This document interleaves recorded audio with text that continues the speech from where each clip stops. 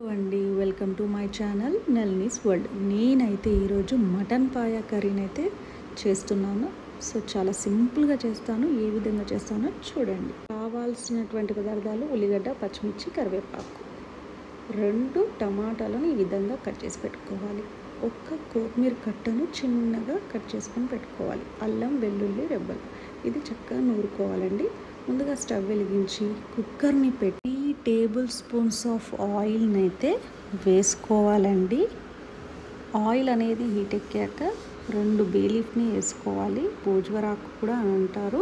చేసుకున్నటువంటి ఉల్లిగడ్డ, పచ్చిమిర్చి, కరివేపాకును కూడా వేసుకోవాలండి. వేసుకొని ఒకసారి ఈ విధంగా కలుపుకోవాలి. ఉల్లిగడ్డ అనేది బాగా వేగనివ్వాలండి. వేగితేనే బాగుంటుంది.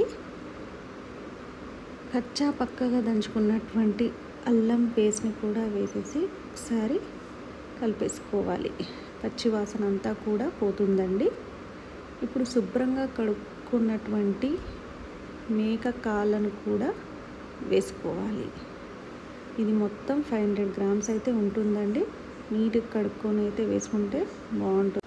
1 టేబుల్ స్పూన్ పసుపుని, కట్ చేసుకున్నటువంటి టమాటాలను వేసి ఒకసారి మొత్తాన్ని కలుపుకోవాలి. ఈ విధంగా కలుపుకోవాలండి. కలుపుకున్నాక ఈ విధంగా మూత పెట్టి ఉంచండి 1 నిమిషం పాటు. చక్కగా టమాటా అనేది మగ్గుతుంది కదా. ఇప్పుడు మూత తీసి ఒకసారి ఈ విధంగా కలుపుకొని 1 టేబుల్ స్పూన్ ధనియా పొడి, 2 టేబుల్ స్పూన్స్ కారం పొడి వేసుకోవాలండి. టేస్ట్కి సరిపడా ఉప్పుని కూడా వేసేసుకోవాలి. ఇప్పుడు మొత్తాన్ని ఒక్కసారిగా కలుపుకోవాలి. ఇందులో 1.5 గ్లాస్ వాటర్ని అయితే వేసేసుకోవాలి అండి. 1 table spoon garam masala powder, 1 table spoon mutton masala పౌడర్ని అయితే వేసుకోవాలి. కట్ చేసుకున్నటువంటి కొత్తిమీరని కూడా వేసుకోవాలి. ఈ మొత్తాన్ని ఒకసారిగా కలుపుకొని కుక్కర్ మూతనైతే పెట్టేసుకోవాలి. విజిల్ని కూడా పెట్టాక 8 నుంచి 10 విజిల్ల వరకు పెట్టుకోవచ్చు. నేనైతే 8వ విజిల్ రాగానే స్టవ్ అనేది ఆఫ్ చేసుకోవాలి. 5 మినిట్స్ తర్వాత ఎయిర్ అనేది పోయాక కుక్కర్ మూత అనేది ఓపెన్ చేసుకోవాలండి.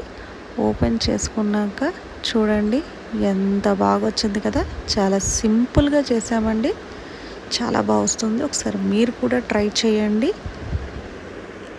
మటన్ పాయ కర్రీ అంటే మా హస్బెండ్కి అయితే చాలా ఇష్టం అండి. ఇది హెల్త్కి కూడా మంచిది. సో మీరు కూడా ట్రై చేయండి. నేనైతే ఈ కర్రీని ఒక బౌల్లోకి అయితే తీసుకుంటున్నాను. సో ఈ వీడియో కనుక మీకు నచ్చినట్లయితే లైక్, షేర్, కామెంట్ చేయండి. Thank you.